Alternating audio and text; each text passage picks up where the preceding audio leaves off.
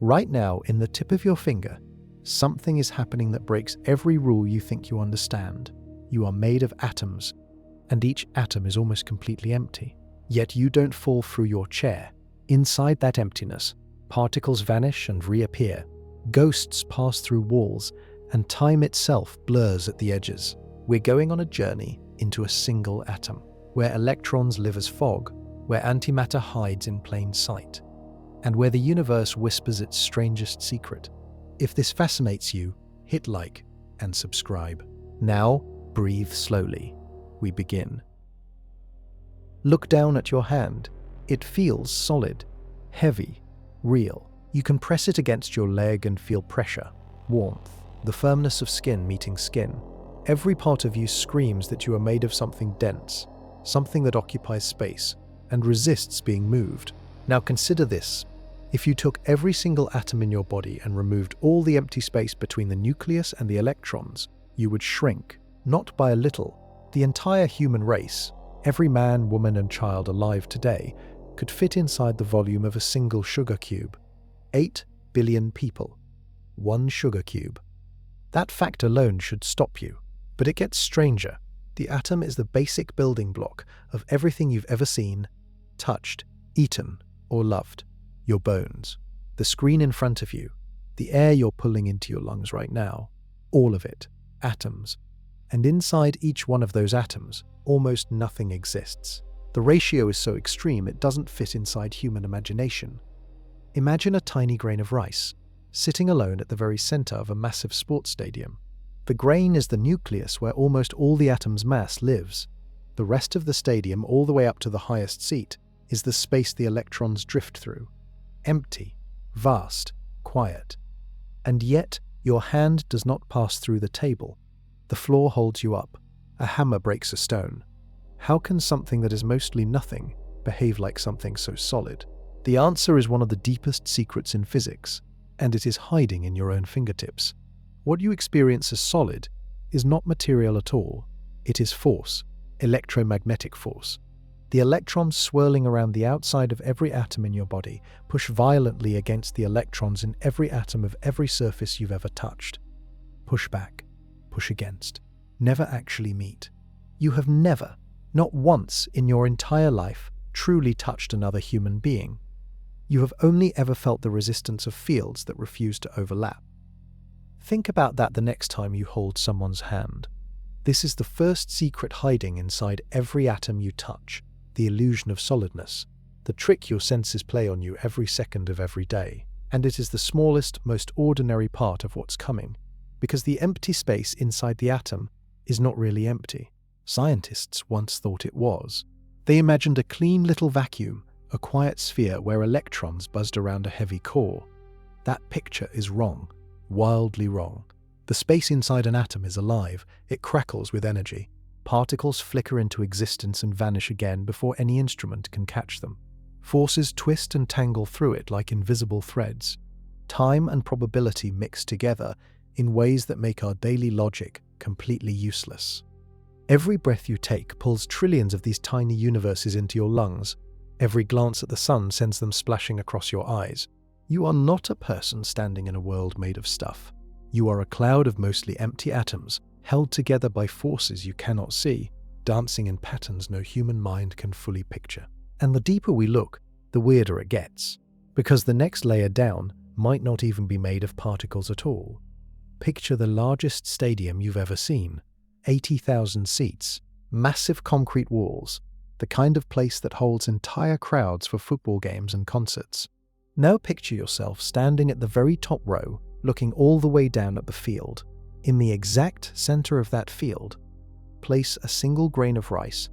That grain is the nucleus of an atom. The stadium is the atom itself. This is the scale you carry inside you. Every nucleus in every atom in your body sits at the heart of an enormous, almost completely empty space. And yet, that tiny grain holds nearly all the weight of the atom.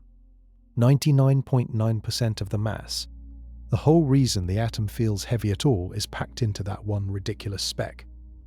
How is that possible? The answer lies in what the nucleus actually is.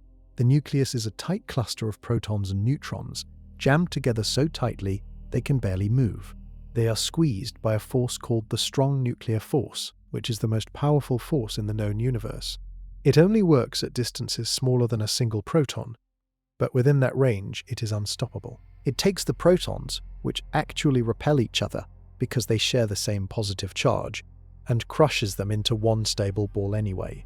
Imagine trying to push two magnets together when they're aligned to repel.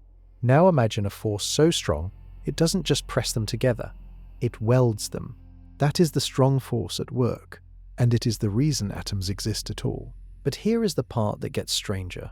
If you scaled the nucleus up to the size of a basketball, the nearest electron would be roughly a mile away. That is the actual ratio. You could walk a mile in any direction from that basketball, and you'd still be inside the same atom. Everything between you and the basketball would be the so-called empty space, and almost every atom in the universe behaves the same way. Hydrogen, oxygen, carbon, gold, uranium, all built on this same wild scale. Now hold up your thumb. Inside the tip alone, there are more atoms than there are stars in the observable universe. Each one is a stadium. Each one has its own grain of rice, glowing at the center. Each one is mostly empty. Stack that thought against your daily life. When you sit on a chair, you are not really sitting on it. The grains of rice in your skin's atoms never come close to the grains of rice in the chair's atoms. They are separated by stadium after stadium of empty space, and only the outermost edges of the electron clouds make any contact at all. You're floating, technically, suspended above the surface by an electromagnetic cushion that refuses to compress. But the strangest part of the stadium is what happens inside that grain. Because the grain itself is not solid, the protons inside it are not solid. Even the things that make up those protons are not really solid. We're going to keep zooming in. Each layer down gives us less material and more behavior, less stuff and more pattern. Soon we'll reach a point where the word stuff stops meaning anything at all. You were probably taught a picture of the atom that looks like a tiny solar system, a heavy nucleus at the center, little electron balls zipping around it on neat little tracks, like planets around a sun. Maybe you drew it in school. Most people still imagine atoms this way for the rest of their lives. That picture is wrong, beautifully wrong, and the truth is far more haunting. Electrons do not orbit. They do not move in circles or ovals, or any path you could trace with a pencil. They do not have a position you can point to. They are not little balls of matter. In fact, when scientists try to measure exactly where an electron is at any given moment, the universe seems to actively resist them. The electron behaves like a smear, a fog, a ghost spread across the entire atom, somehow present everywhere inside it at once. This is one of the strangest discoveries ever made about reality. Inside every atom in your body, electrons exist as something called probability clouds. They have no fixed location until something measures them. Until that moment, they are a wave of possibilities, a kind of soft mist of where they might be if you happen to look. To get a feel for this, imagine a concert hall. The orchestra is playing. Where is the sound of the violin? Not in any single seat, not in any one corner. The note fills the entire hall at once, every cubic foot, every empty space. Now imagine that the violin isn't just sound, it's the violin itself. The instrument is somehow present everywhere in the room, all at the same time until someone walks in and points at it. Only then does it suddenly become a violin sitting in a specific chair. That is roughly how an electron behaves inside an atom. Each electron has a region called an orbital, which is the shape of its probability cloud. Some orbitals are spheres. Some look like dumbbells. Some have lobes that twist into strange flower shapes that no one expected before quantum mechanics was discovered. These are not pictures of paths. They are maps of where the electron might be found if you forced it to pick a spot. The shapes are real. The motion within them is something else entirely. And here is where it gets unsettling. The electron is not slowly moving through these clouds the way a bee buzzes through a garden. It is all of those positions at once, smeared across the orbital, only collapsing into a single point when something interacts with it. Before measurement, asking, "Where is the electron right now?" is like asking what color a sound is. The question doesn't apply. This means the matter you are made of doesn't have a definite shape at the smallest level. Your body, all of it, is built from particles that are never quite anywhere until reality forces them to be. Look away, and they spread out into a fog. Look back, and they snap into place. Some physicists believe this is the deepest hint nature has ever given us, that the universe is not a collection of tiny solid pieces, but a web of possibilities that only become real when observed. That solidness is a temporary trick, that the world we see is just one frozen frame from an ocean of options. If that's true, then what is doing the looking? Place your hand flat on a table. Press down. You feel the pressure, the hardness, the temperature of the surface. Every signal in your nervous system tells you that two solid things are meeting. Your skin is touching the wood. Contact has been made. It hasn't. Your hand is not touching the table. It has never touched the table. In fact, in your entire life, from the first time your mother held you to the last meal you ate, you have never made physical contact with anything. Not a single object, not a single person. You have only ever felt force. This sounds insane, but it is one of the most well-established facts in physics, and it comes directly from the structure of the atom. Every atom in your hand is wrapped in a thin shell of negatively charged electrons. The table you are pressing against is also made of atoms wrapped in negatively charged electrons. And here is the simple, ruthless rule of the universe. Negative charges push away other negative charges, always, without exception. When your hand approaches the table, the electrons on the outer skin of your atoms begin to feel the electrons on the surface of the table's atoms. They push back, hard. The closer you press, the more violently the electrons resist. They will never, under any normal circumstance, allow themselves to actually meet. They cannot. Two electrons cannot share the same space, and they fight to keep distance between them with a force called the electromagnetic force. What you feel as the firmness of the table is that fight, that invisible push. The pressure on your fingertips is millions upon millions of tiny electromagnetic shoves, happening at once, all telling your skin to stop. This far, and no further. The table holds you up because its electrons refuse to let your electrons through. There is a microscopic gap between you and every surface you've ever pressed against. Tiny, but real. You are always hovering ever so slightly above the world. Take a moment with this. The hug from a parent, the kiss from a lover, the hand of a friend. All of those moments, every single one, were not direct contact. They were two clouds of electrons coming close enough to push each other away. The warmth you felt was real. The emotion was real. But the physical touch you imagined was a beautiful illusion, written by your nerves to translate force into sensation. It gets stranger. The same rule applies inside your body. The cells in your tissues are not actually touching each other. Your bones are not pressed against your muscles. Every connection is an electromagnetic standoff, a constant negotiation between fields of charge that maintain just enough distance to never truly meet. You are a community of nearly touching atoms, held together by the same force that keeps you off the chair. This is why a punch hurts, a bullet kills, a hammer breaks stone. None of those impacts are actually contact. They are explosions of electromagnetic force, surfaces pushing back so violently that atoms rearrange and bonds break, damage without touch. So when someone says, "Hold my hand," what they really mean is, let our electron fields refuse each other in the exact same place for a while. Let our atoms hover near one another. Let force, not flesh, be our connection. But beneath this layer of force lies something even harder to grasp. The particles doing all this pushing might not have any size at all. Go deeper. We've shrunk from the atom to the nucleus, from the nucleus to the protons and neutrons. Now we go inside the proton itself. And here, the universe stops making sense. Inside every proton, in every atom in your body, there are three smaller particles called quarks. They are bound together by what physicists call the strong force, locked so tightly that they can never be pulled apart on their own. Try to separate two quarks, and the energy needed grows so massive that new quarks pop into existence to fill the gap. They cannot exist alone. They live and die in pairs and triplets, forever. But that's not the strange part. The strange part is that quarks, as far as anyone has ever been able to measure, have no size at all. They are point particles. mathematical dots. They are described as objects with mass and charge and energy, but with zero diameter, zero width, zero thickness. They take up no space whatsoever, and yet, when bound together, they form protons that have weight, that have volume, that build the entire material world. Try to picture that. A proton, which has a real measurable size, is made of three things that have no size.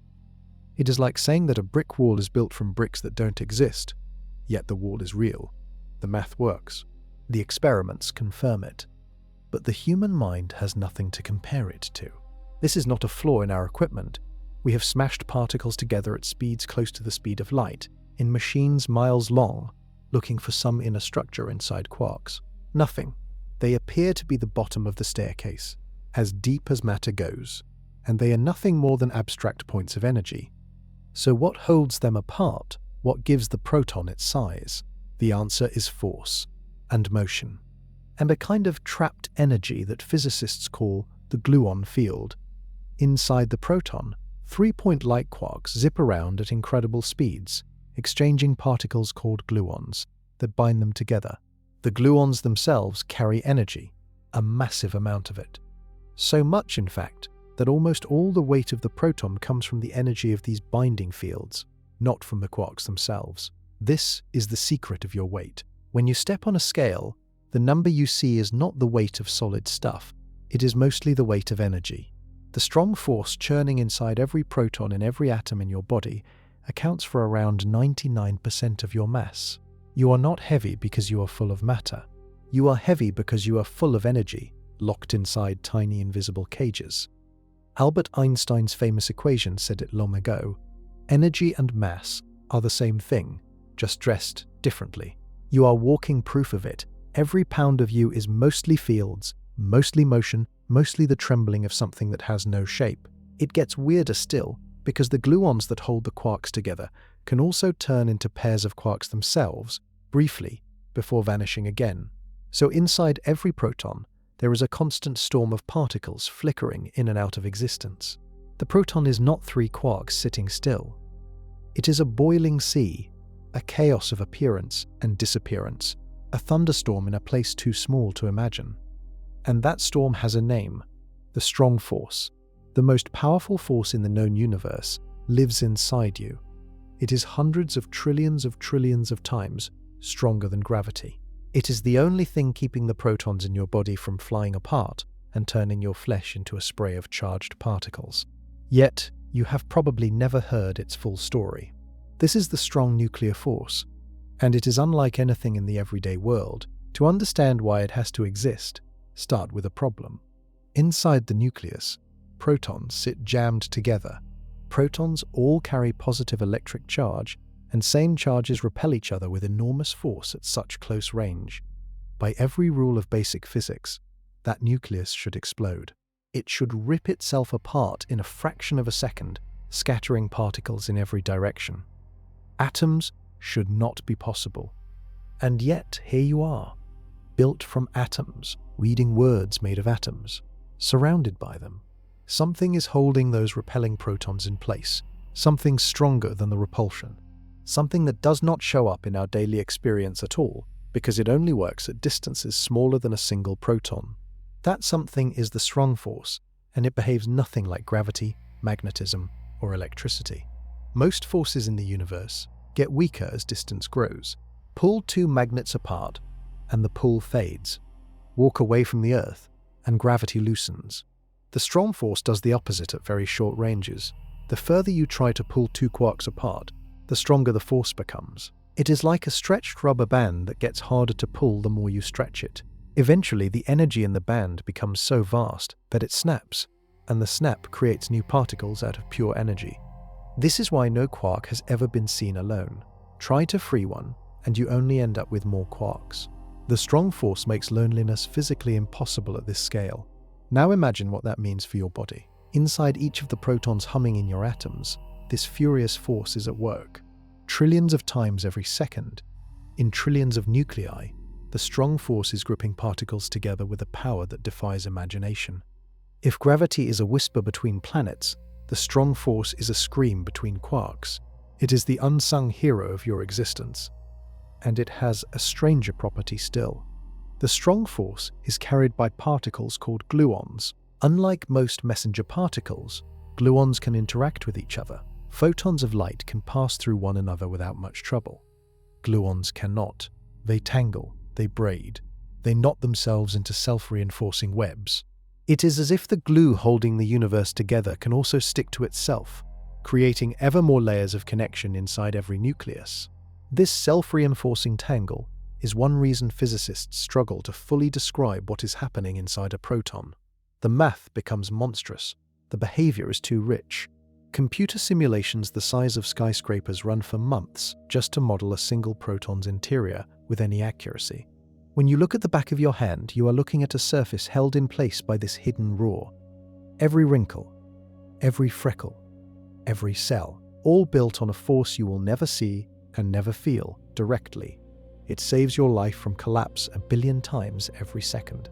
But even this monster of a force has limits, and in the next layer down, particles begin to do something forbidden.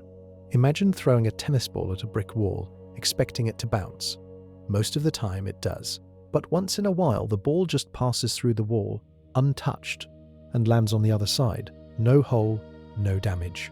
The wall is fine. The ball is fine. The two simply exchanged sides, as if the wall agreed to let it through for one moment. This sounds like magic. In the world of atoms, it happens constantly. It has a name, quantum tunneling, and it is happening inside you right now, billions of times every second. Here is the rule that should apply. If a particle does not have enough energy to climb a barrier, it should not be able to get past it. Like a marble at the bottom of a bowl, it should stay where it is until you give it a push. But quantum particles do not obey that rule. Sometimes they appear on the other side of barriers they should not be able to cross. The barrier did not move. The particle did not gain energy. It just shows up where it shouldn't be. The reason is that ghostly probability cloud we talked about earlier. A quantum particle is not really a tiny ball with a clear position. It is a wave of possibilities that spreads out in space. When that wave meets a barrier, most of it is reflected back, but a small piece of the wave seeps through to the other side, like water leaking under a closed door. If the barrier is thin enough, the wave on the far side becomes strong enough to count.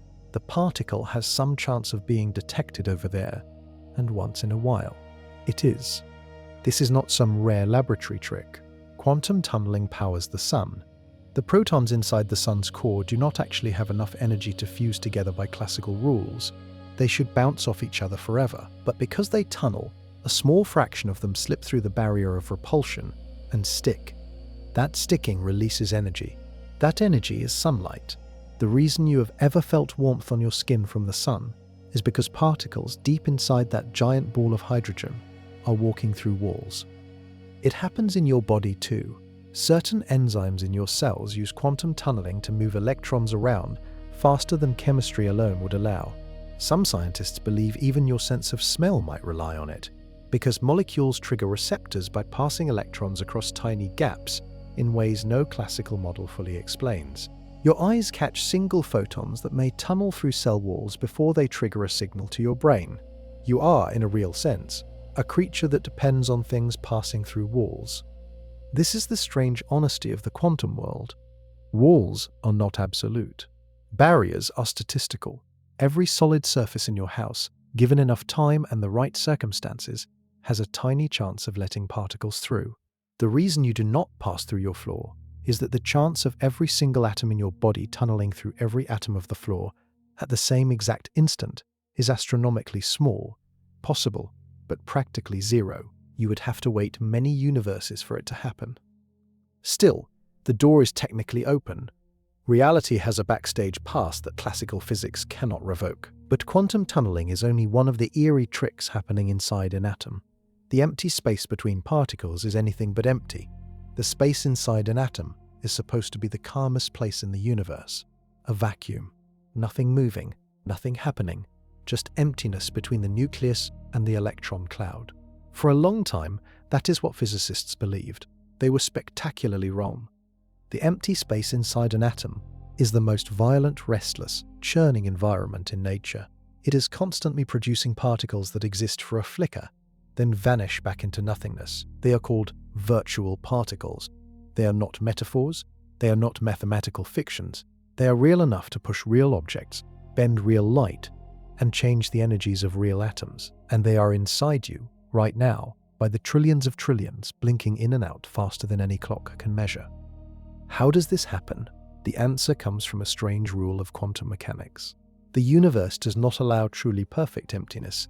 There is a kind of cosmic balance sheet that allows energy to be borrowed against the void, as long as the loan is paid back almost immediately. The shorter the loan, the bigger the loan can be. So in any given pocket of space, even one as quiet as the inside of your bones, particles can borrow enough energy to exist for a tiny moment, then disappear back into the vacuum before nature notices. These flashes are called quantum fluctuations. They happen everywhere, in your lungs, behind your eyes, in the gaps between every atom in this room. The vacuum is not still, it is foaming, a constant microscopic boil of particles forming and unforming. You can prove this is real with an experiment that always feels like a magic trick. Place two metal plates extremely close together in a near-perfect vacuum, with no other forces acting on them. According to old physics, nothing should happen. There is nothing between the plates. There should be no pull, no push. But the plates move toward each other.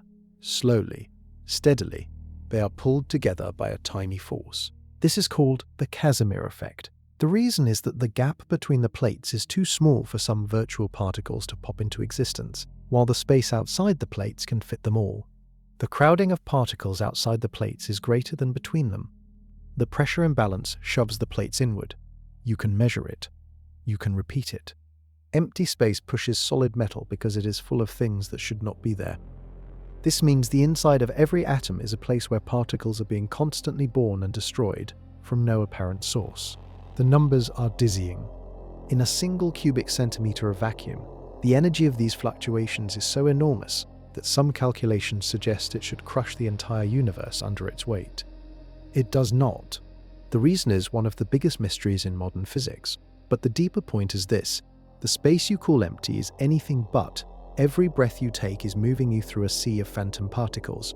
Every step rearranges patterns of fleeting existence. Your body is built on a quiet that is not quiet, a nothing that is something. If even nothingness contains hidden particles, what is nothingness? Where does the universe draw the line between existing and not existing? And once you accept that the void is full, the strangest properties of particles inside it begin to make sense, including a property that has nothing to do with motion at all. Some properties of particles feel familiar: mass, charge, speed. We can imagine them, we can compare them to things in our own world.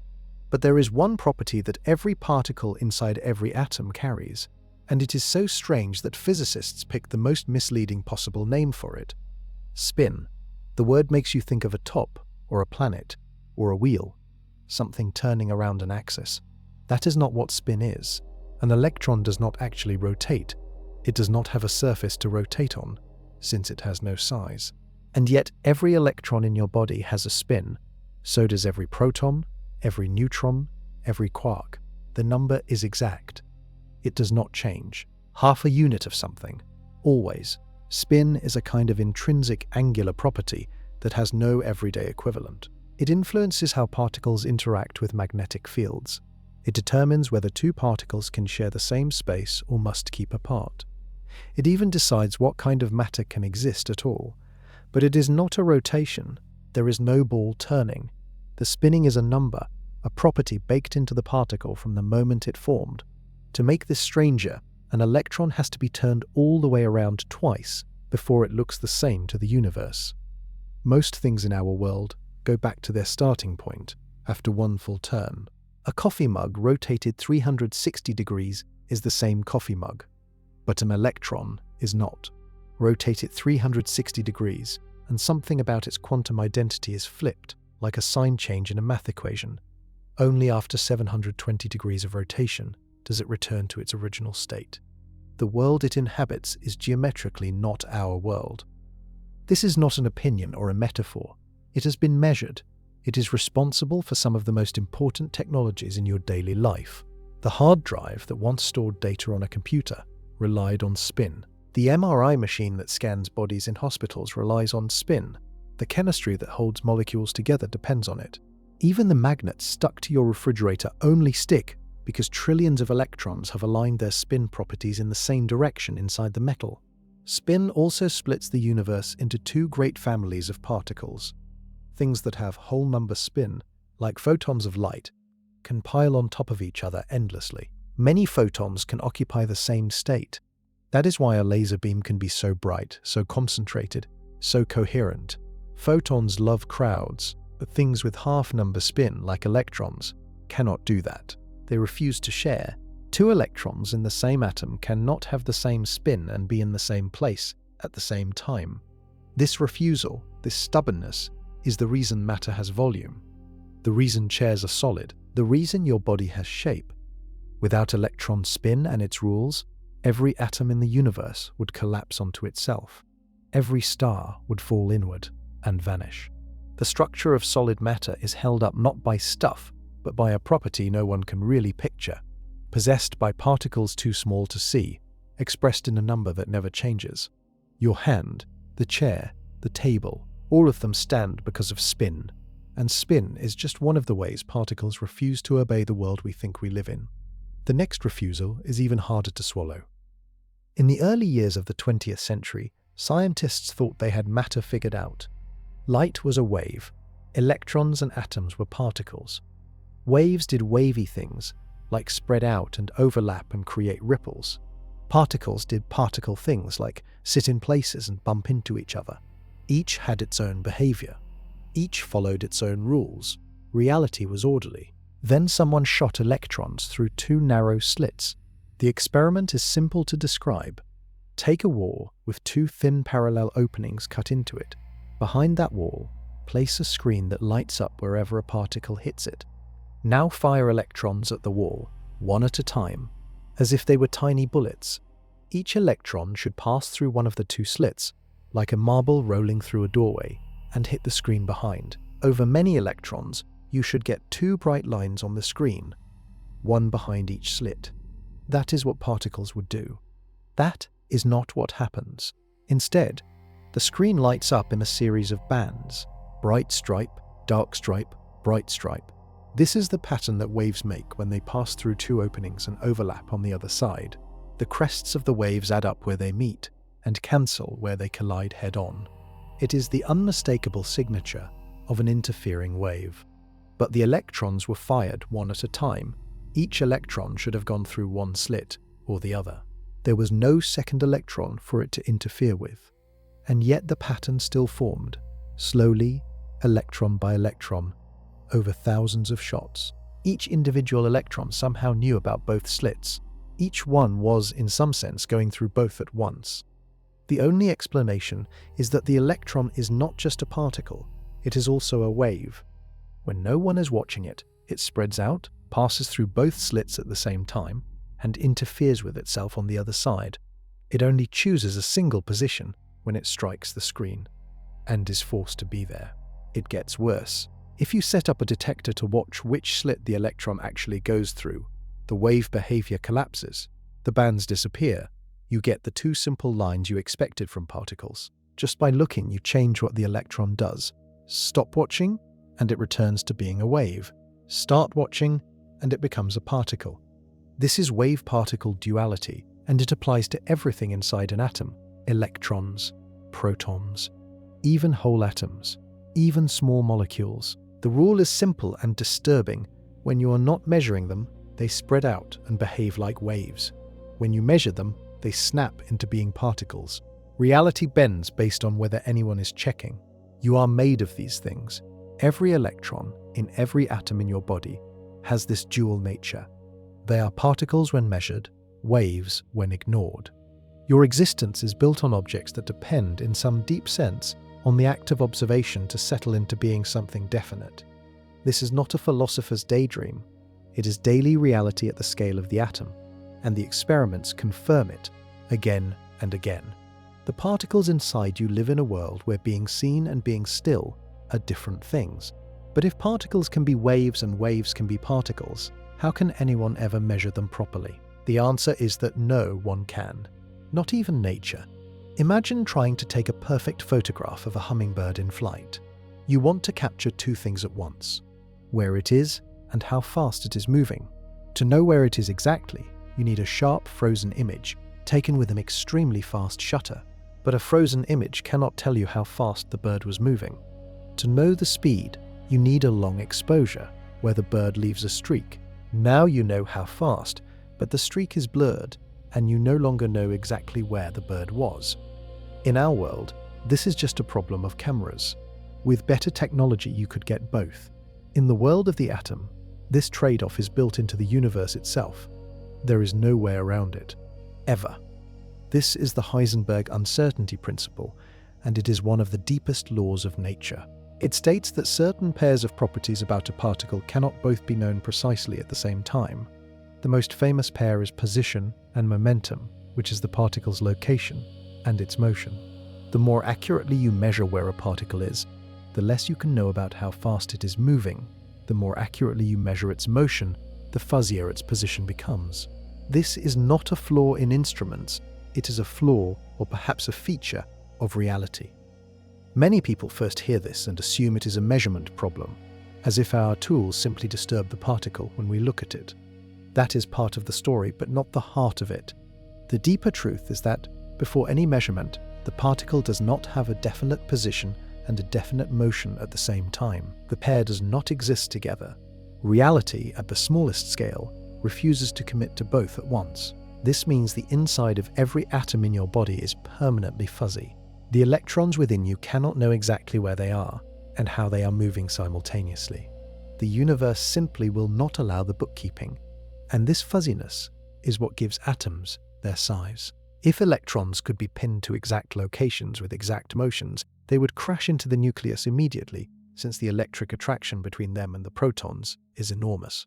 The reason they don't is uncertainty. Trying to confine them too tightly forces their motion to become so wild that they bounce back outward. The atom puffs itself up to a size where position and motion can balance within the rules. You exist because nature refuses to be precise. Uncertainty also explains those flickering virtual particles from earlier. Energy and time are another uncertain pair. The universe cannot pin down both at once. So in very short stretches of time, the energy in any region of space can spike unpredictably, allowing particles to form briefly. The shorter the borrowed instant, the bigger the allowed energy spike. The vacuum boils because uncertainty refuses to let it sit still. This principle has been tested countless times, and it has never failed. Every chip in your phone obeys it. Every laser is designed around it. Astronomers see its effects in the brightness of distant stars and the spread of spectral lines. Engineers build with it. Doctors scan bodies with it. The ghostliness of measurement is woven through every modern instrument we have. The universe holds back. It will not let you have all the answers about even one tiny part of itself at the same time. And inside that refusal, something even stranger is hiding. Particles that look like the very opposite of normal matter. Every particle in nature has a twin, a mirror image. A perfect opposite. For every electron, there is an anti-electron, also called a positron. For every proton, there is an antiquark. These mirror particles share the same mass as their normal partners, but carry opposite charge. And when a particle meets its antiparticle, they destroy each other in a flash of pure energy. This is antimatter, and it is not just science fiction. It is a real, measurable, observable part of nature. Hospitals use it every day in PET scans, where anti-electrons created by certain isotopes annihilate with electrons in the body and produce gamma rays that build a picture of your insides. Antimatter is a tool, a medical instrument, a real ingredient in modern life, but there is a deep mystery hiding inside the simple fact of antimatter's existence. According to the rules of physics that scientists have written down, the early universe should have produced equal amounts of matter and antimatter. They should have annihilated each other in the first moments of existence, leaving behind only a fog of light and nothing else. No stars, no planets, no life. The fact that anything material exists at all is, in a strict sense, a violation of what we expect. Somehow, a tiny imbalance survived. For every billion antimatter particles in the early universe, there was one extra matter particle. That tiny surplus is everything you see. Every star, every planet, every body. Your existence is the leftover crumb of an almost perfect cancellation. You are the residue of a war between matter and antimatter that nearly ended the universe before it began. Why the imbalance happened is one of the greatest unsolved questions in physics. It gets stranger. Even today, antimatter is born inside atoms. Certain unstable nuclei spit out positrons during a process called beta decay. Some of those decays happen in the potassium in your bones, in the carbon in your tissues, in the bananas on your kitchen counter. You produce a small but steady stream of antimatter particles in your body, every single day. They almost immediately collide with nearby electrons and annihilate, releasing a faint pulse of gamma radiation. You are, very gently, a walking antimatter generator. Recently, scientists managed to do something even harder to picture. They built atoms entirely out of matter and antimatter combined. The simplest is called positronium, an unstable little structure made of a single electron paired with a single positron. It only lives for a fraction of a second before the two particles destroy each other. But while it lives, it behaves like an atom. It has orbitals. It has energy levels. And when researchers fired beams of positronium through an experiment, they discovered that it ripples like a wave, just like ordinary matter. Antimatter, it turns out, follows the same quantum rules as everything else. It is not alien, it is not exotic. It is just the other half of the universe, mostly missing. That missing half is the mystery. Where did it all go? Some astronomers have searched for entire galaxies made of antimatter, hidden in the distant universe. None have ever been found. Whatever erased antimatter from the early cosmos did the job almost perfectly, sparing only the tiniest fragment. And we are it. But matter and antimatter pulling apart is only one strange dance. There is another, even harder to believe, where two particles seem to share a single fate across any distance. Take two coins, flip them at the same time on opposite sides of a room. Whatever you get on one has nothing to do with the other. The coin in the east does not care about the coin in the west. They are independent. That is how the world works at the human scale. Now take two electrons and prepare them in a special way. Pair them, couple them, lock their fates together through a quantum process. Then send one of them to one end of the lab and the other to the other end. Or better, send one to the other side of the planet. Or if you could, send one to the moon.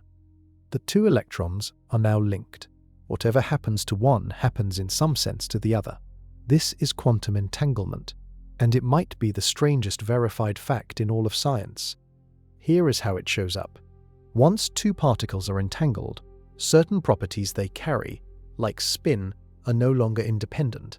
The particles do not yet have a definite value for that property. Instead, they share a single shared state. When you measure the spin of one, it instantly snaps to a definite value. And at the exact same moment, no matter how far away the other particle's spin snaps to the matching value, the connection is not a signal traveling through space. It is faster than any signal could possibly be. The two particles behave as one object, even though they are separated by enormous distance. Albert Einstein hated this. He called it spooky action at a distance. He believed something was wrong with the theory, and he spent years trying to prove that there must be a hidden mechanism behind the scenes, some secret variable each particle carried, that made the correlation only look magical. He was wrong. Experiment after experiment, using better methods every decade, has confirmed that there is no hidden mechanism. The particles really are linked. The link really is instantaneous, and it really does work across any distance ever tested. You are made of particles that can be entangled. In fact, the chemistry inside your cells produces entanglements all the time, briefly, before they fade. Every chemical bond involves shared electron states with subtle quantum correlations.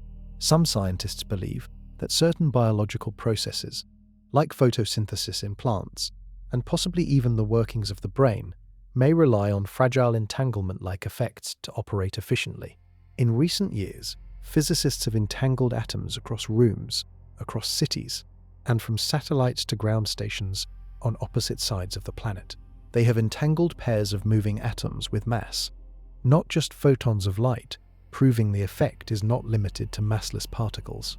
They have used entanglement to transmit information about a quantum state from one place to another, in a process called quantum teleportation. Not the science fiction kind, but a real, repeatable transfer of quantum information across distance. Entanglement is the foundation of quantum computers, the basis for ultra-secure communication, and possibly a hint at something far deeper about the nature of space itself. Some physicists now wonder whether the very fabric of space and time might be woven out of countless tiny entanglements, with the connections between particles forming the threads of reality. If that turns out to be true, then space itself is not what it appears to be. It might be a cloth made of links between things that cannot otherwise touch. There is a single rule that prevents the entire material universe from collapsing into a tiny dot. It is so quiet, so invisible, that almost no one outside physics has ever heard of it. But without this rule, you would not exist. The chair would not exist. The very idea of a solid object would have no meaning. The rule is called the Pauli exclusion principle, named after the physicist who proposed it. In its simplest form, it says that two electrons in the same atom cannot share the exact same quantum state at the same time. They cannot have the same energy, the same spin, the same orbital, the same everything. One of those properties has to differ. Always. This sounds dry. It is anything but. This single rule is the reason matter has bulk. It is the reason atoms have shells. It is the reason the periodic table exists. Hydrogen, helium, carbon, oxygen, gold, all of their unique behaviors trace back to the way electrons fill up an atom, one slot at a time, each one forced to take a different state, because no two can ever occupy the same one. If the rule were turned off for even a moment, every electron in every atom would crash into the lowest energy level, and chemistry as we know it would vanish. Atoms would become identical. The universe would become one bland soup. The exclusion principle does even more than that. It holds up white dwarf stars, the dense leftovers of dead suns, against the crushing pull of their own gravity. The electrons inside these stars are squeezed so tight that they cannot fall any closer together without violating the rule. The rule itself becomes a physical pressure, called electron degeneracy pressure, that pushes back against gravity and keeps the star intact. When even that pressure fails, the star collapses further, until the same rule kicks in for neutrons and creates a neutron star, a city-sized object so dense that a single teaspoon of its material would weigh as much as a mountain. The rule is the last wall standing between matter and total collapse into a black hole. In your body, the exclusion principle is at work in every atom right now, trillions upon trillions of electrons, each one forced into a unique state. They build up into shells around each nucleus. The shells determine how atoms link together into molecules.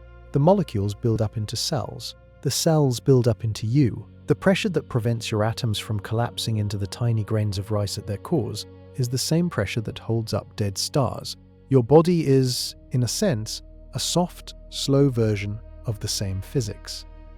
What makes the rule so deep is that it applies only to certain particles, the ones with half-number spin, called fermions. Electrons, protons, neutrons, and quarks all qualify. Particles with whole number spin, called bosons, like photons of light, do not follow the exclusion rule. They love to share. They pile into the same state happily. So the universe has two great families of particles, the sharing kind that builds light and forces, the exclusive kind that builds matter and structure. Without the exclusion principle, the second family could not be a family at all. Everything you call solid is built on a kind of stubborn refusal at the smallest scale.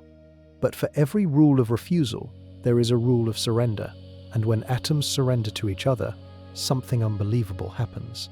Cool a cloud of certain atoms down close to absolute zero, so cold that almost all motion stops, colder than the deepest reaches of empty space, colder than anywhere in the universe outside a laboratory. At a precise temperature, only a few billionths of a degree above the lowest temperature physically possible, something extraordinary happens. The atoms stop being separate. They merge, not by colliding, not by sticking. They do something far stranger. Their individual identities blur into a single shared quantum state. 1,000 atoms become, in every meaningful sense, one giant atom. They all move together. They all share the same wave function. They all occupy the same place at the same time, in a way that no everyday object could ever do. This is called a Bose-Einstein condensate, named after the physicists who predicted its existence almost a century ago. For decades, no one could create one. The temperatures needed were too low. The methods to cool atoms gently enough did not exist. Then, in the 1990s, scientists finally managed it, using lasers to slow atoms down and traps to hold them in place. The first condensate was tiny, fragile, and visible for only seconds, but it changed physics forever. In a Bose-Einstein condensate, the rules of the quantum world spill out into something almost large enough to see. The whole cloud behaves like a single particle. It can flow without any friction. It can pass through itself. It can carry waves that ripple in patterns no normal substance allows. Some condensates have been used to slow light down to a crawl, to walking speed, then to a standstill, freezing photons in place inside a soft glowing cloud, the fastest thing in the universe, brought to rest by the coordinated dance of atoms in unison. This is only possible because of a quirk we mentioned earlier. Particles with whole number spin, called bosons, are allowed to share quantum states freely. They can all crowd into the same level of existence without violating any rule. When atoms behave as bosons, and you cool them enough, they all dive into the lowest possible energy state and simply become one thing. The boundaries between them dissolve. They are no longer many. They are one. The same physics underlies superconductors, materials that can carry electricity with no resistance at all. In a superconductor, certain electrons pair up and behave like bosons, flowing together without any of the friction that creates heat in normal wires.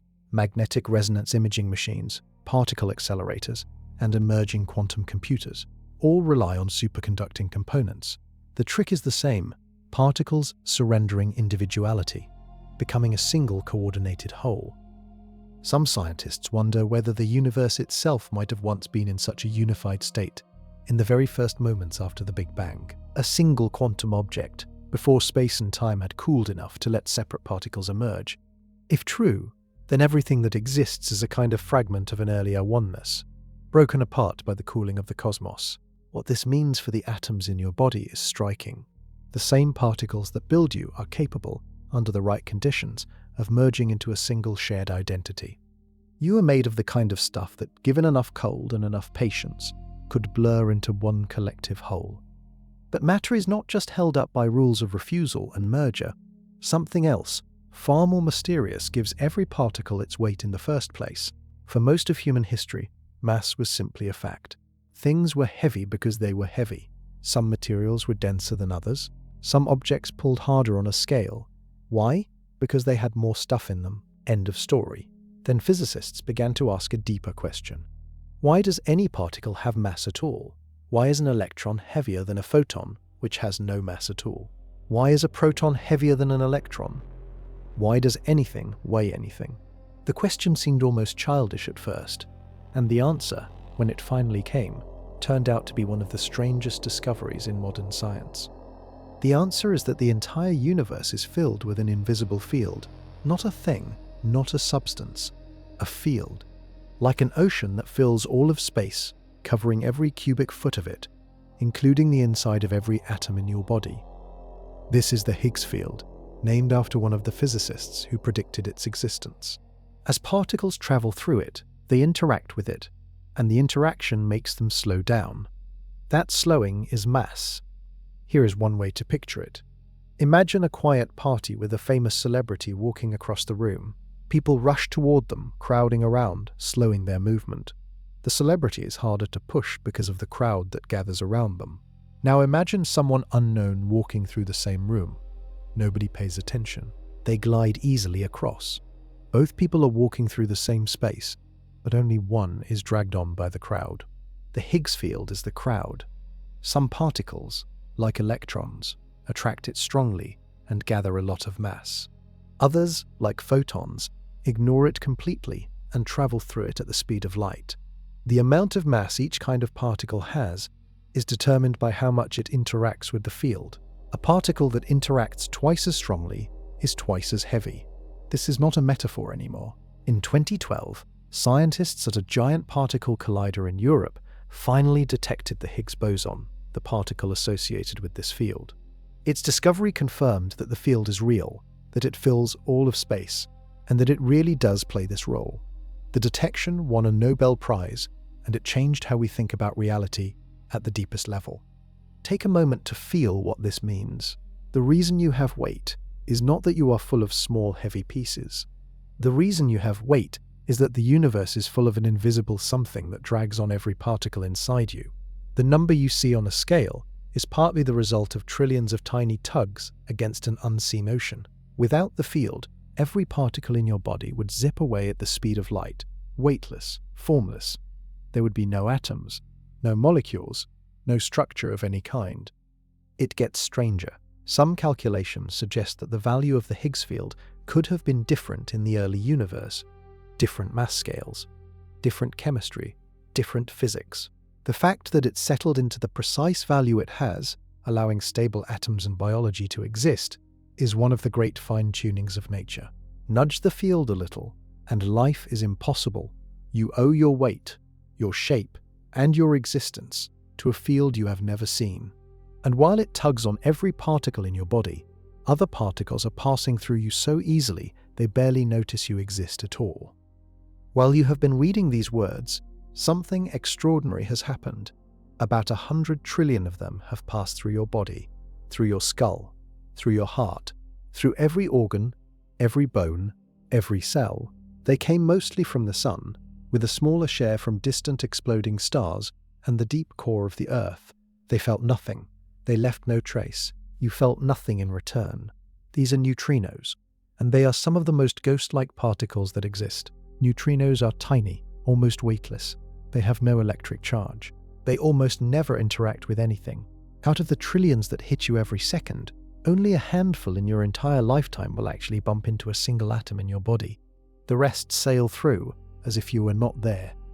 As if the entire planet were not there. A neutrino can pass through several light years of solid lead with only a tiny chance of being stopped.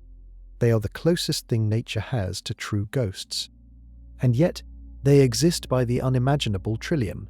The sun produces them constantly, as part of the same fusion reactions that make sunlight. Every second of every day, your face is being struck by neutrinos born inside the heart of the sun.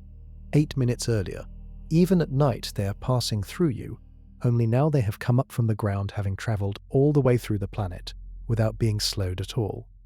There is no shadow at midnight where neutrinos are concerned. For a long time, scientists believed neutrinos had no mass at all. Like photons, they would move at the speed of light, unburdened.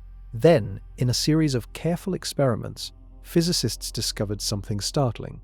Neutrinos do have mass. Tiny, almost vanishing, but real. And they oscillate, switching between 3 different types as they fly through space. A neutrino that leaves the sun as one type may arrive at Earth as another. They change identity in flight. Nothing in the standard picture of physics had predicted this. The discovery won a Nobel Prize, and it broke part of the established theory. The mass of a neutrino is so small that no one has yet measured it directly. We only know it is greater than 0 because of the way these particles oscillate. That fact alone has deep consequences. It means neutrinos have a tiny pull on the rest of the universe, a small contribution to the total mass and gravity of everything. Multiply a tiny mass by an unimaginable number of particles, and you get something significant. Some astronomers think neutrinos may have helped shape the largest structures in the universe in the early ages, gently nudging matter into the patterns that became galaxies and clusters. Inside an atom, neutrinos are produced during certain decays of radioactive nuclei. Beta decay, the same process that produces antimatter in your bones, releases a neutrino as well. So your body is not only a faint antimatter generator, it is also a faint neutrino source. You are emitting these ghost particles, gently, from the moment you were born, carried away in every direction at nearly the speed of light, through walls, through cities, through the planet, through space. Right now, somewhere far from Earth, neutrinos that were produced inside your body are still streaming outward, untouched, unstopped, passing through everything they meet. You have already reached the stars in this way. But neutrinos are not the only thing hidden in plain sight. something even more elusive may be wrapped around every atom you touch. Look at the night sky, stars, galaxies, the soft glow of distant clusters. All of that visible matter, every single thing humans have ever seen with eyes or telescopes, makes up only a small fraction of what exists in the universe. The rest is hidden. It does not glow. It does not block light. It does not interact with anything in the ways we know. And yet it is there, by every measurement, in vast quantities, all around us. This is dark matter. And it might be touching every atom in your body right now. The story began when astronomers measured how galaxies spin. They expected the outer stars to move slowly, like distant planets in our solar system. Instead, the outer stars whipped around far too fast. By the math of gravity, they should have flung themselves into deep space long ago. Something was holding them in place. Something invisible. Something with mass. And a lot of it. The same effect appeared in cluster after cluster, galaxy after galaxy. The visible stars were only a small slice of the total weight pulling everything together. The numbers are staggering. For every pound of ordinary matter in the universe, there are about 5 pounds of dark matter.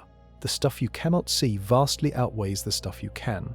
The bones, blood, and breath of every living thing combined are a thin garnish on top of a much larger meal that no one has ever directly tasted. What is dark matter? Nobody knows. Theories range from undiscovered particles to entire shadow physics that mirrors our own. Some candidates are heavy and slow, drifting through space like cold fog. Others are featherweight and could fill the room you are sitting in like a fine mist. Detectors deep inside abandoned mines, shielded from cosmic rays, have been waiting for years to catch a single dark matter particle bumping into an ordinary atom. So far, the silence has been maddening. But here is what makes this more than astronomy. Dark matter is not only out there in distant galaxies, it is here. It flows through the solar system, it flows through your body. The galaxy is moving through a halo of this hidden stuff, and we are riding along with it, brushing up against an invisible wind every second of our lives. Some calculations suggest that several thousand dark matter particles pass through every square inch of you every second. They do not bounce, they do not stop, they simply slip through, like water vapor through an open window. If even one of those particles ever struck a nucleus inside your bones, the energy released would be tiny, undetectable to your senses. But experiments have built giant tanks of liquid xenon and germanium crystals to listen for exactly that kind of whisper, a single muffled tap from a passing ghost of a particle, recorded against a perfect silence. So far, the silence holds. Some physicists wonder whether dark matter forms its own structures, its own clouds, perhaps its own dark atoms with their own dark forces, completely invisible to ours.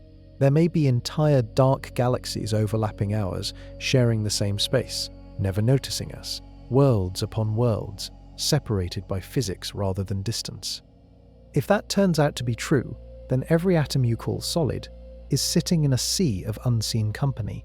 Your skin is pressed against the boundaries of one universe and saturated by another, two worlds passing through each other in perfect silence. But invisibility does not stop with dark matter.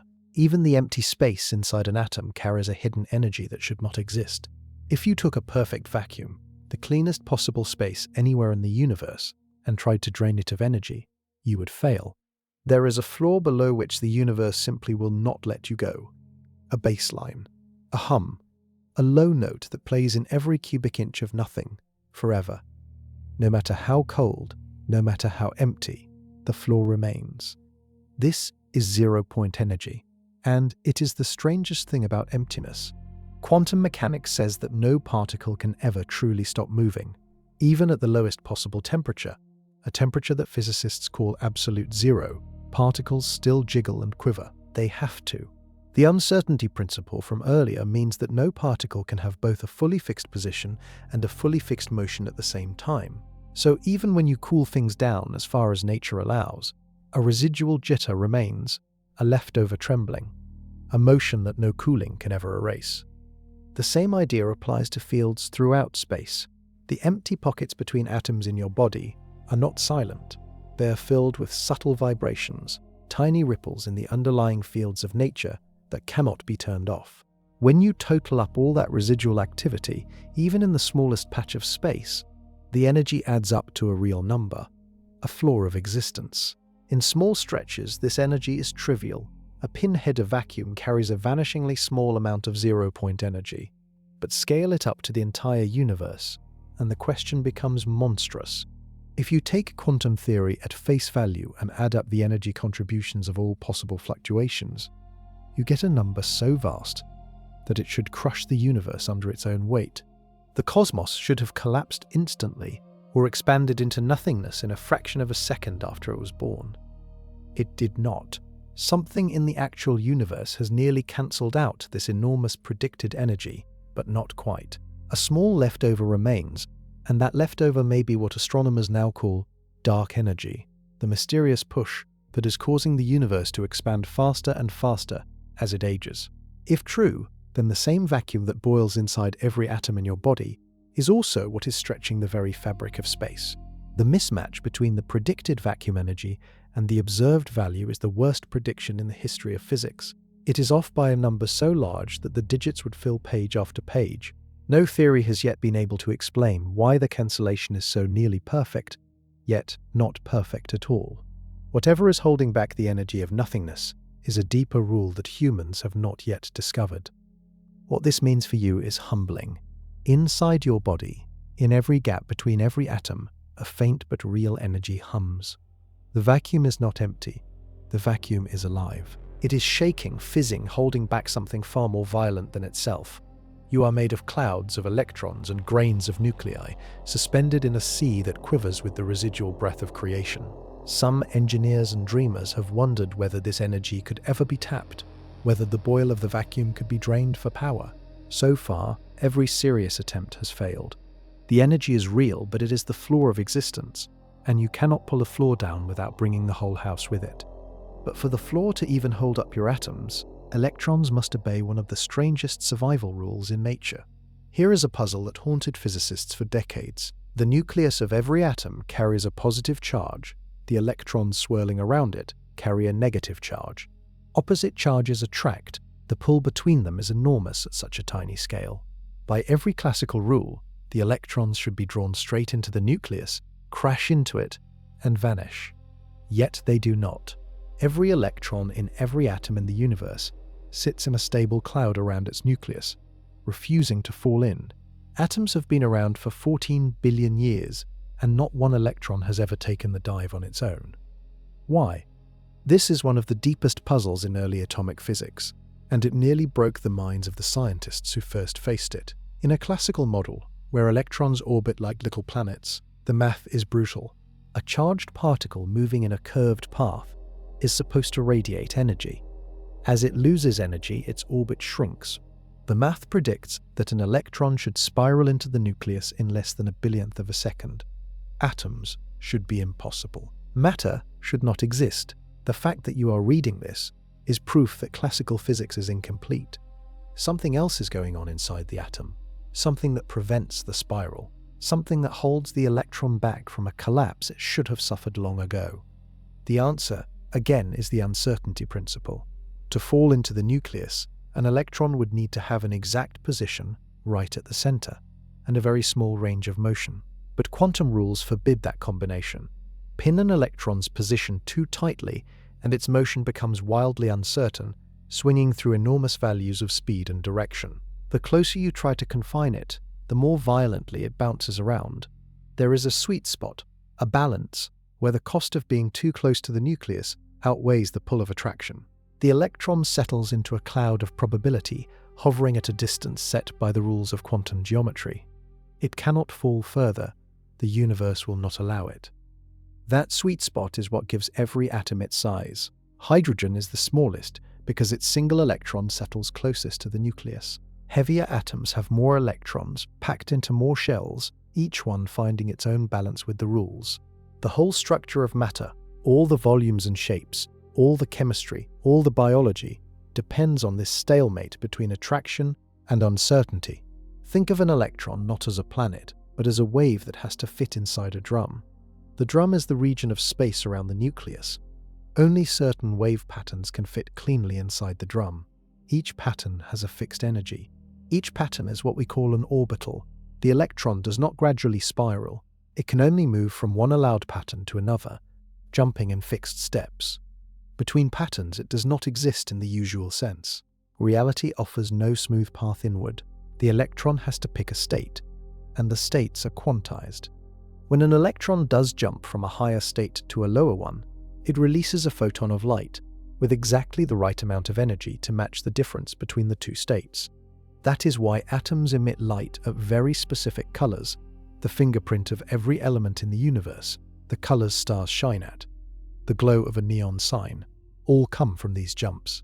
The light you see from a flame is the song of electrons rearranging themselves inside trapped patterns, but not all atoms cooperate. Some of them refuse to settle, even when pushed to the edge. In most materials, electrons eventually agree on what to do. They line up, they pair off. They form neat patterns that scientists can predict and model. But in a small group of strange substances, the electrons cannot agree. They argue with themselves. They flicker. They shift. They form a state of matter that has no ordinary description, a kind of quantum traffic jam, where nothing ever settles down. This state is called a quantum spin liquid, and it is one of the most exotic phases of matter ever discovered. Picture a triangle. At each corner, place a tiny magnet. Each magnet wants to point in the opposite direction from its neighbor. Two of them can do this easily. They sit on opposite corners, pointing the right way. But the third corner is in trouble. No matter which direction it picks, it disagrees with at least one of its neighbors. There is no setup that satisfies everybody. The arrangement is, to use the physicist's word, frustrated. In a quantum spin liquid, this kind of frustration is built into the very structure of the material. Atoms are arranged in patterns that make it impossible for their tiny magnetic moments to all be happy at once. Instead of locking into a fixed pattern, the moments keep flipping, constantly searching for an arrangement that does not exist. Even at temperatures close to absolute zero, where most materials freeze into stillness, a quantum spin liquid keeps dancing. The motion never stops, because the geometry forbids any final answer. This sounds chaotic, but the chaos has a shape. The dance follows quantum rules so precisely that strange new behaviors emerge. Researchers have detected, inside certain quantum spin liquid materials, particles that act like pieces of an electron. An electron is supposed to be indivisible. It is one of nature's elementary particles. But inside a spin liquid, electrons can split into separate fragments, each carrying part of the original properties. The charge goes one way, the spin goes another. They become separate quasi-particles, drifting through the material as if they were independent objects. This is one of the most surreal results in modern physics. Inside ordinary-looking lumps of crystal, the rules that hold electrons together can break down, and parts of an electron can wander off on their own. They are not really new particles. They are emergent. They exist only inside the dance of the material. But while inside, they behave like real particles, with their own motion and their own response to forces. Even ghostly photon-like behaviors can emerge from inside a quantum spin liquid. A team of physicists has observed signatures of effective light-like particles inside a three-dimensional crystal called cerium zirconium oxide. These are not actual photons of light, but excitations that follow the same kind of equations. The crystal, in some sense, gives birth to its own internal version of light, woven from the unsatisfied dance of frustrated atoms. This matters because it shows that the universe we live in might be only one of many possible regimes of physics. Inside the right material, under the right conditions, particles and forces can emerge that are different from the ones outside. The laws of nature can shift inside a piece of matter, almost as if a small alternate universe were trapped within a crystal. If that is possible inside lab samples on a benchtop, it raises a wild question. What if our entire universe is the inside of some larger system, where the rules emerge from a deeper structure we cannot see? What if our space and time and particles are all forms of frustration in some bigger arrangement? Physicists are not certain, but the deeper they look, the more they find that even time itself begins to behave strangely. Frustration is not just something that happens to people stuck in traffic. It is a real word in physics and one of the most surprising organizing principles in matter. We just met magnetic frustration in spin liquids. There is another, younger cousin, only recently discovered, called bond frustration, and it is changing how scientists think about matter at the deepest level. Imagine a row of atoms holding hands with their neighbors. In most materials, the bonds between atoms are friendly and cooperative. Each one prefers a particular length, a particular strength, and the whole crystal arranges itself accordingly. But in some unusual materials, the bonds are at war with the geometry. The neighbors cannot all settle into their favorite distance, because the shape of the crystal will not allow it. Some bonds end up too short, others end up too long. The whole structure ends up twisted, stressed, unable to relax. Researchers at the University of California, Santa Barbara have recently uncovered a material where two different kinds of frustration coexist. Magnetic frustration and electronic bond frustration interact inside the same crystal, layered on top of each other, creating a tangle of competing rules that nature has to negotiate. By coupling these competing effects, researchers may be able to control exotic quantum states, possibly opening the door to new technologies. What makes this thrilling is what frustration produces. When matter cannot settle, it does not just sit there sulking. It improvises. It explores new possibilities. It can fall into states of order that no one expected, with magnetic patterns, charge patterns, or quantum behaviors that have no parallel in normal materials. Some of these emergent states might be useful for storing information in quantum computers. Others might allow electricity to flow with no resistance. Others might host strange particles that could one day be the building blocks of new technology. In your body, ordinary frustration is rare, but the principle still echoes. Every protein in your cells folds into a shape that is the result of countless competing tugs and pulls between atoms. If the protein folds wrong, the cell can suffer. The right shape is the one that satisfies the most of these tugs. In a sense, your biology is built on managed frustration. Atoms compromising with one another, finding a fold that works for everybody, even if nobody is fully happy. This connection between frustration and emergent behavior matters because it shows that disorder can give rise to order in unexpected ways. A material that cannot find a single simple state may instead host a richer, more interesting one. Nature is not always a simple optimizer. Sometimes it is a maker of patchwork solutions, weaving multiple imperfect arrangements into something new and surprising. What are these states like to live with? In the laboratory, frustrated materials often respond to small changes with huge effects. A tiny shift in temperature, a faint magnetic field, or a slight pressure can flip the whole crystal between very different behaviors. The material is permanently on the edge, waiting for the smallest nudge to send it into a new configuration. This sensitivity is part of what makes them so interesting for technology. A tiny knob can change everything. The story of frustration is also a hint about the universe at large. If matter can sit on the edge of multiple states and switch between them under small influences, then the world we see may be only one possible arrangement of many. Other rules, other phases, other regimes of reality may be just a quantum hiccup away. But to understand how reality actually settles into one shape rather than another, we have to talk about the deepest puzzle of all. In the world you live in, time is simple. It moves forward. It ticks. The future is ahead. The past is behind. You are in the present. Everyone agrees on the order of events, more or less. This is how time feels. In the world inside an atom, time is much stranger. To begin with, particles do not have a single experience of time. Their internal clocks run differently, depending on their motion and on the gravity around them. A particle moving very fast experiences time more slowly than a particle at rest. A particle near a strong gravitational field also experiences time more slowly. These effects are not science fiction. They are tested every day by satellites in orbit, whose internal clocks must be corrected to match clocks on the ground, because they tick at slightly different rates. But quantum mechanics goes further. In the quantum world, the order of events is not always definite. There are situations in carefully designed experiments where the order in which two operations happen on a particle can be left undetermined. Either A happened before B, or B happened before A, or both at once, in some quantum superposition.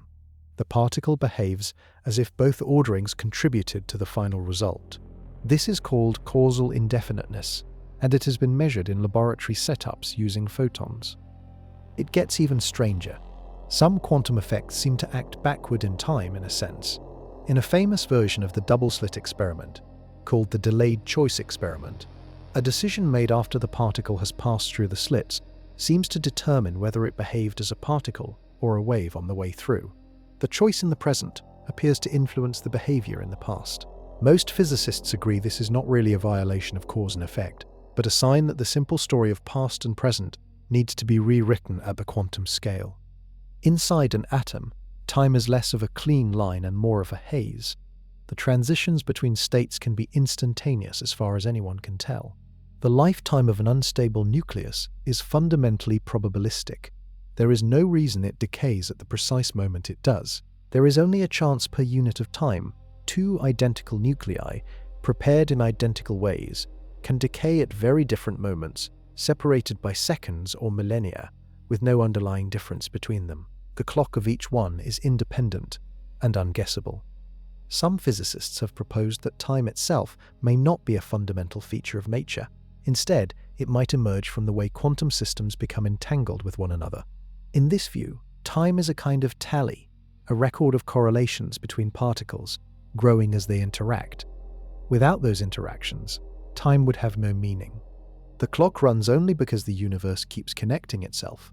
This idea is still being explored, and no one knows if it is correct.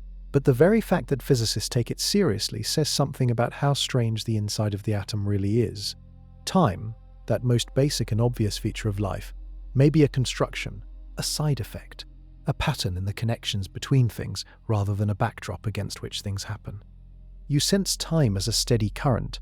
Inside your body, the particles that make you up may be experiencing something very different, a web of probabilities, a fog of possibilities, a network of relations that builds the illusion of forward motion only when seen from far enough away.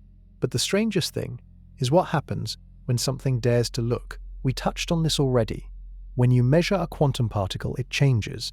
Wave-like behavior collapses into particle-like behavior. Probabilities become certainties. The universe seems to make a choice, and only at the moment of measurement. This is called the measurement problem, and it is the most puzzling open question in modern physics. Here is what makes it strange. Quantum mechanics has two different rules. One rule describes how a particle's wave function changes when nothing is observing it. This evolution is smooth, predictable, and reversible. The wave function spreads, flows, interferes with itself, and follows a clean equation. The other rule kicks in the moment a measurement happens. The wave function suddenly snaps into a single outcome. Smoothness is replaced by a jump. Predictability is replaced by chance. The math equation does not say why or how this happens. It just says that it does, when you measure. What counts as a measurement? Nobody is fully sure.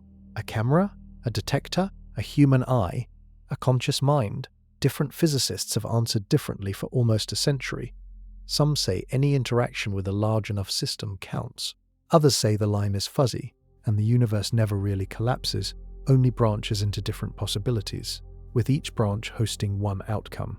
Others believe consciousness itself plays a role, though most physicists today consider that view unlikely.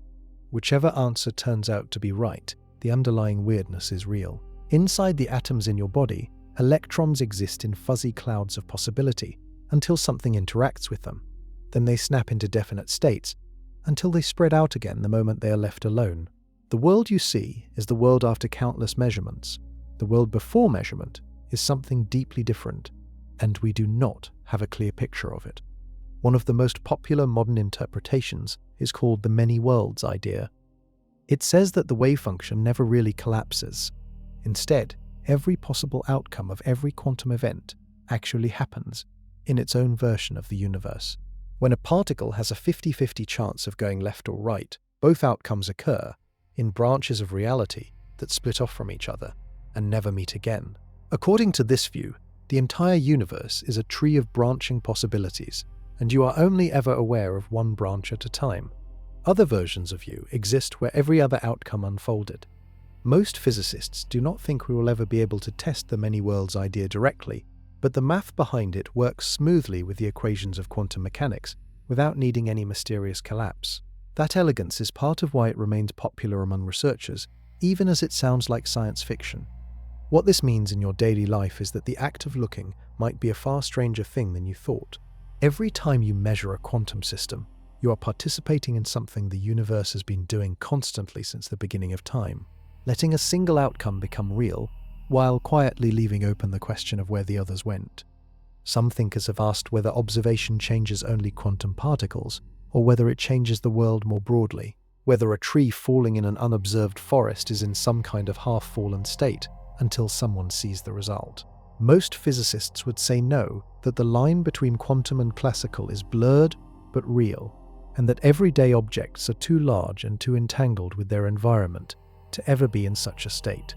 But the rules that hold for everyday objects only hold because of the smaller ones. The next layer down still keeps surprising us. Earlier we met the Pauli exclusion principle, the rule that no two electrons in an atom can share the exact same quantum state. We saw that without it, matter would collapse into something unrecognizable.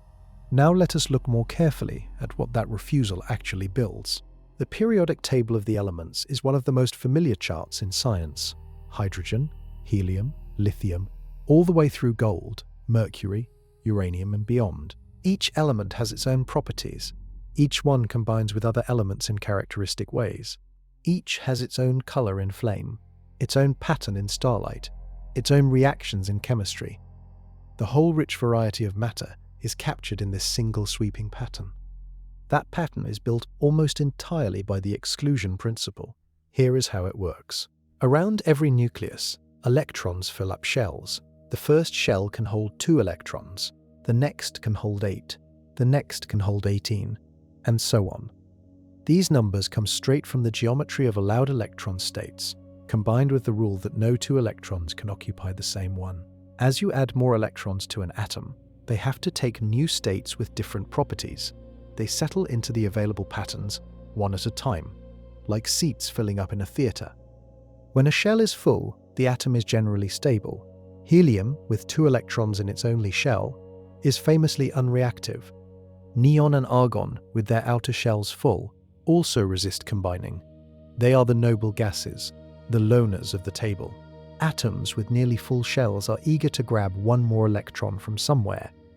Atoms with 1 extra electron are eager to give it away. These tendencies drive almost all chemistry. Salt forms because sodium is desperate to lose an electron and chlorine is desperate to gain. Water forms because oxygen needs 2 electrons and hydrogen has only 1. Without the exclusion principle, all electrons would crowd into the lowest energy state of every atom. Every element would behave the same way. There would be no chemistry, no biology, no metals, no plastics, no proteins. The entire diversity of the material world is the consequence of a single quiet refusal at the smallest scale. This refusal even shapes the colors and shines of metals. The way light bounces off a polished surface, the way gold gleams, the way silver reflects, the way copper catches the sun. All of it comes from the way electrons fill the available states inside the metal.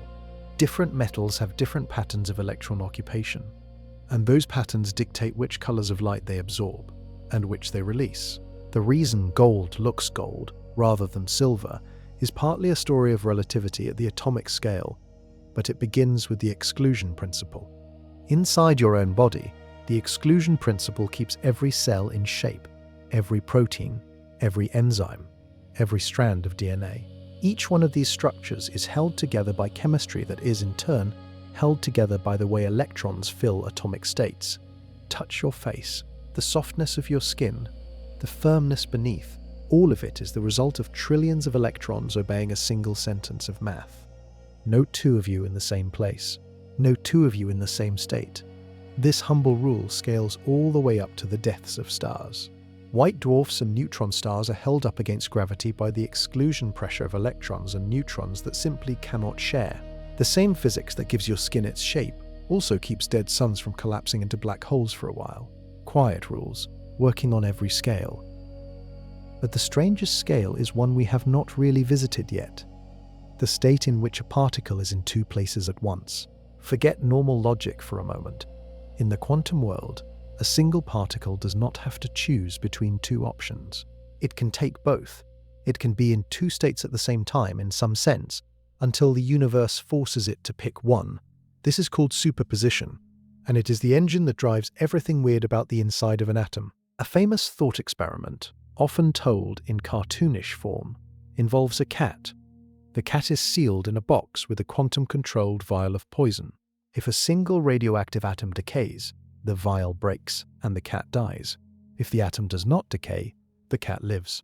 Until you open the box, quantum mechanics says the atom is in a superposition of decayed and not decayed.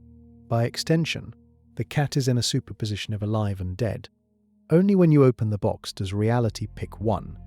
Most physicists agree the cat thought experiment is not meant to be taken literally.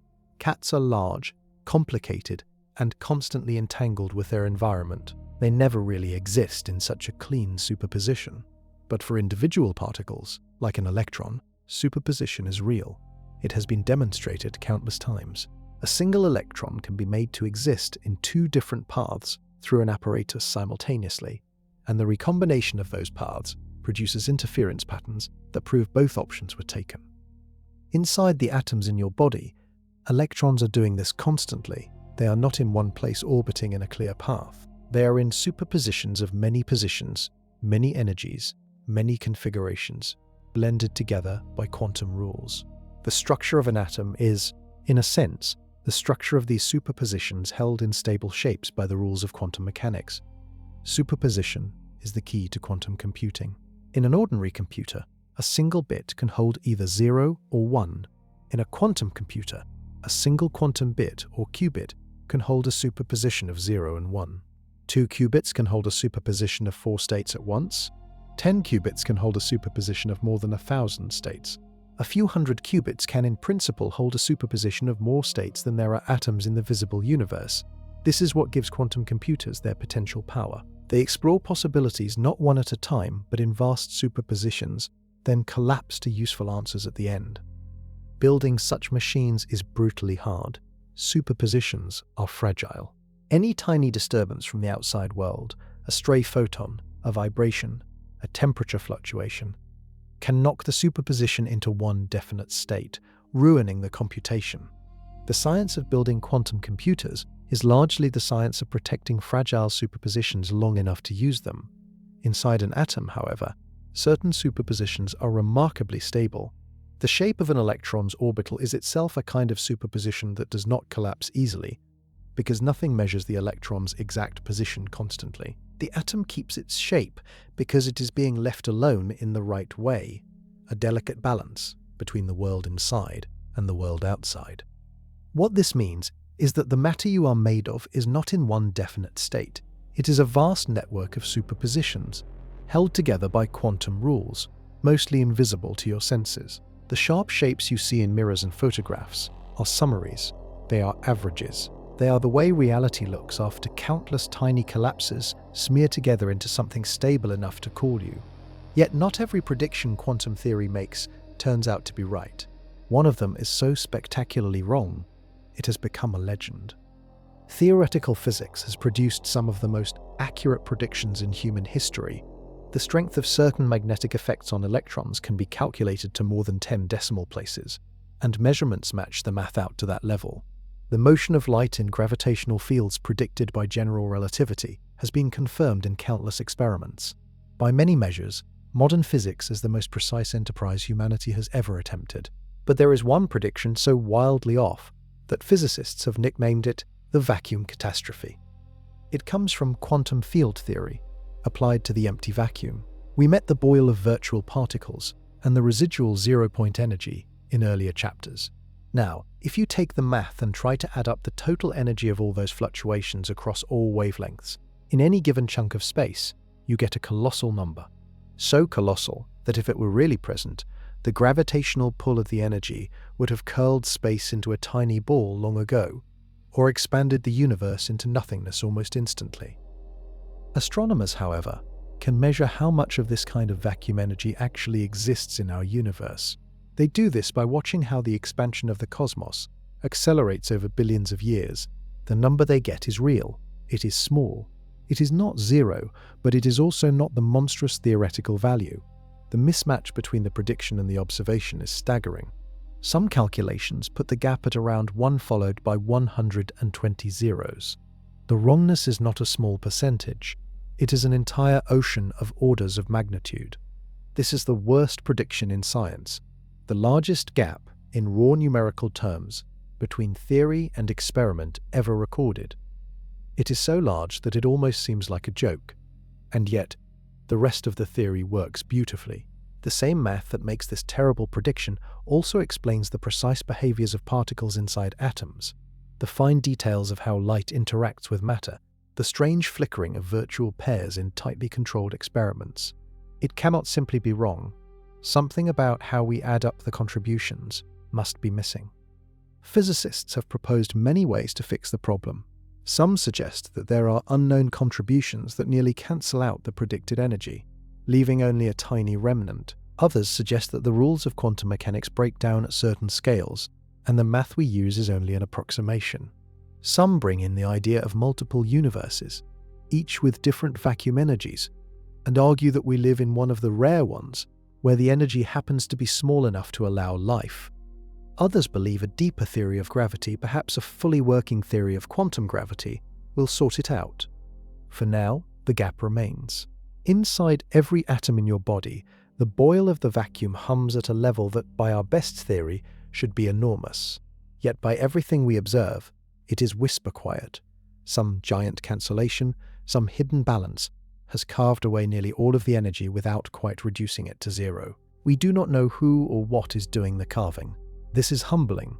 It reminds us that even our best science is incomplete. The atom holds secrets we have not yet decoded.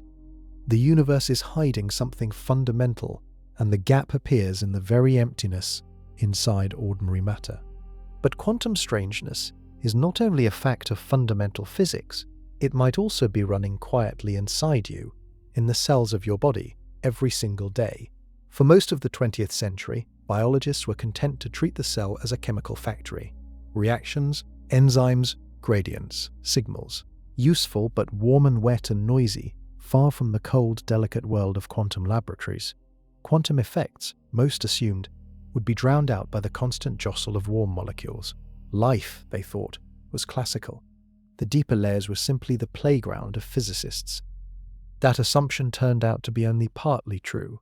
Living cells, it now seems, may use quantum effects in ways that ordinary chemistry cannot fully explain. The field is young, often debated, and not all claims have held up, but several findings have remained robust, and they point to a world where biology and quantum mechanics are not strangers. Take photosynthesis. When a plant captures sunlight, the energy of a photon has to travel from the place where it is absorbed to the place where it can be used to drive chemistry. The path through the chlorophyll machinery is a maze of molecules. Classical models of energy transfer would predict that some of the energy gets lost, scattered along the way, but measurements show that the energy moves with remarkable efficiency, as if it could explore many paths at once and pick the most efficient one. This is consistent with quantum coherence, the same kind of wave-like behavior that lets electrons interfere with themselves in the double-slit experiment. Some scientists have argued that plants are tapping into superposition to do their work better than purely classical chemistry should allow. Birds also seem to play a quantum game. Many migratory species can sense the direction of the Earth's magnetic field, helping them travel long distances. The leading explanation involves a chemical reaction in their eyes that produces a pair of molecules with entangled electron spins. The orientation of those spins in the local magnetic field changes the chemistry, and that change is what the bird's brain reads as a direction. If true, then a robin flying south is using quantum entanglement as a compass. Even your own enzymes may be tapping into quantum tunneling, the wall-walking trick from earlier. Some enzymes catalyze reactions that involve hydrogen or electrons moving between molecules. The speeds at which this happens, especially at body temperature, are too high to fit comfortably with classical models.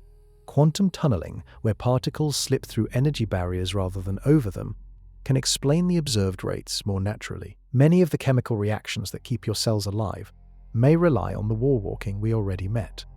Then there is the brain. Some researchers, though many remain skeptical, have proposed that quantum effects might play a role in the way neurons process information, or even in the nature of consciousness itself. The idea is that within tiny structures inside neurons, fragile quantum coherences could survive long enough to influence behavior. The proposal is contested, with strong arguments on both sides, But the fact that serious scientists are debating it shows how blurred the line between classical biology and quantum physics has become. What these examples have in common is that life, far from being a purely warm and noisy phenomenon, may be a quiet exploiter of quantum tricks. Evolution may have stumbled onto ways of using the strange rules of the small to power the workings of the large. Your eyes, your nose, your nerves, your every cell might be quietly leaning on effects that physicists once thought belonged only to clean laboratories. If that is true, then your body is in part a quantum machine. Your existence is not just chemistry on top of physics. It is physics speaking through chemistry in delicate languages that we are only beginning to understand.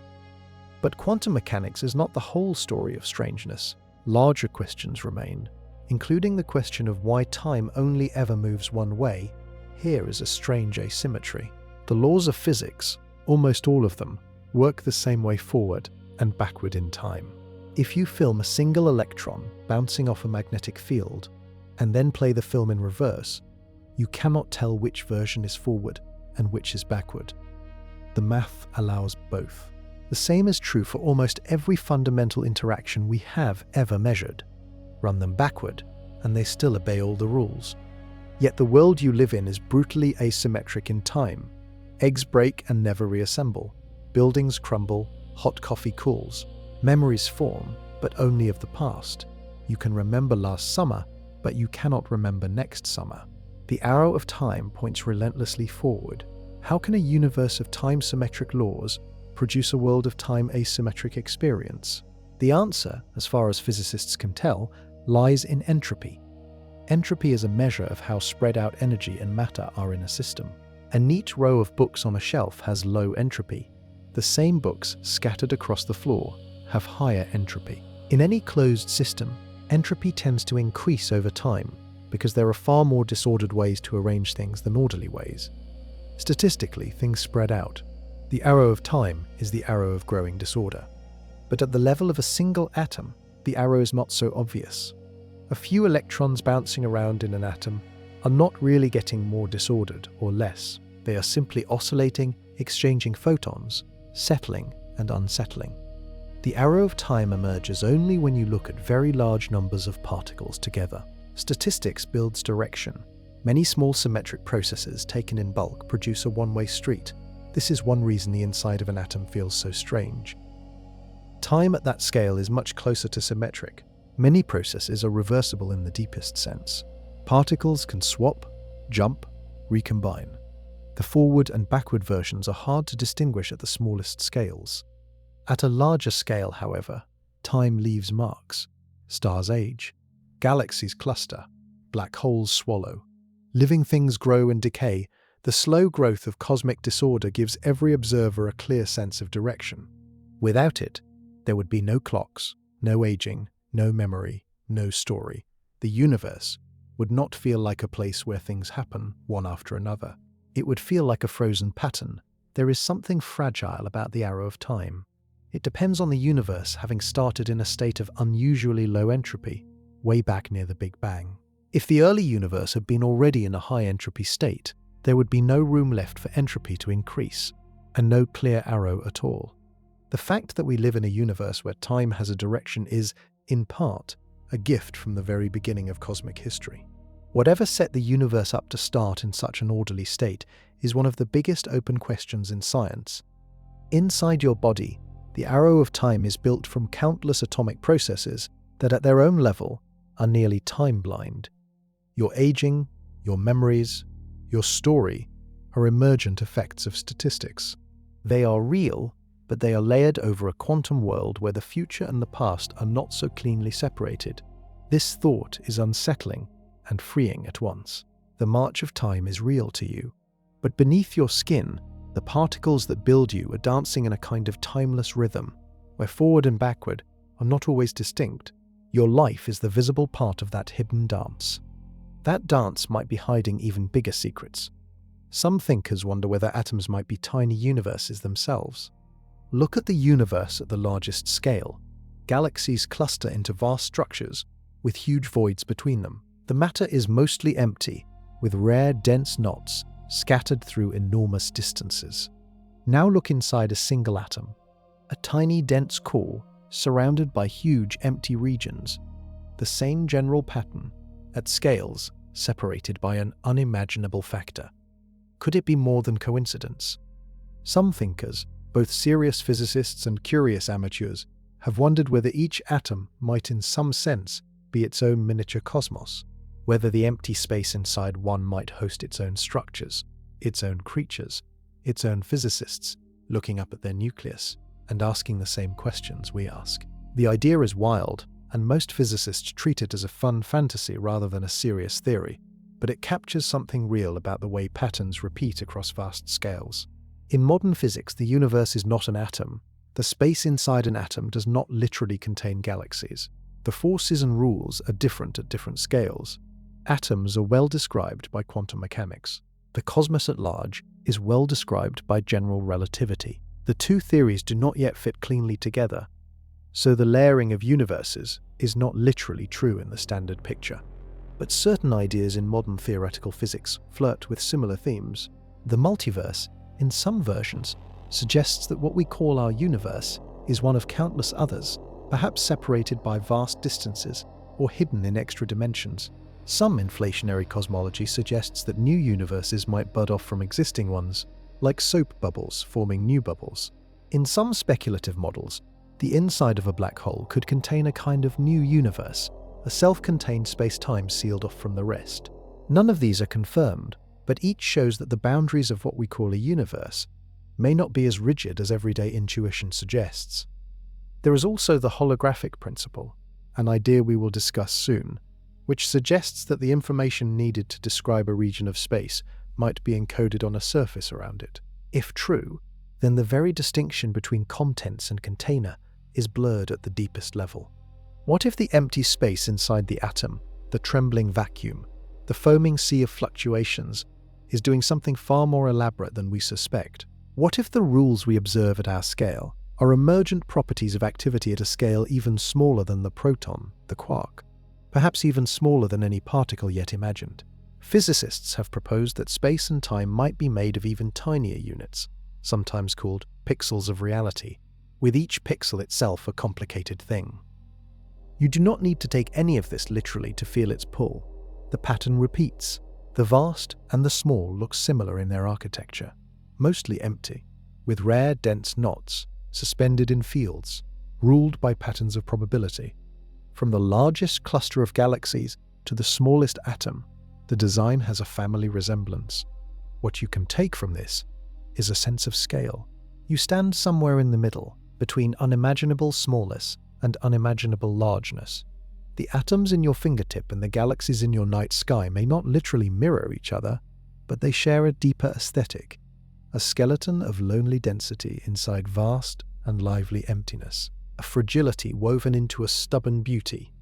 Inside that skeleton, the deepest strangeness still hides, including atoms made of particles that should not even exist alongside ordinary matter. The atoms you have been hearing about are made of three familiar particles: protons, neutrons, and electrons. These build up everything from hydrogen to plutonium. They are stable, they are common, they do not vanish. But these are not the only kinds of atoms physics allows. In carefully designed experiments, scientists have built atoms out of much rarer particles that should not normally hang around long enough to do chemistry. Yet briefly, they form atoms anyway, and those atoms are forbidden in the sense that they barely fit into the categories we use for normal matter. Take positronium. We met it earlier as an exotic structure. It is made of one electron and one positron, the antimatter twin of the electron. They circle each other for a tiny moment before annihilating in a flash.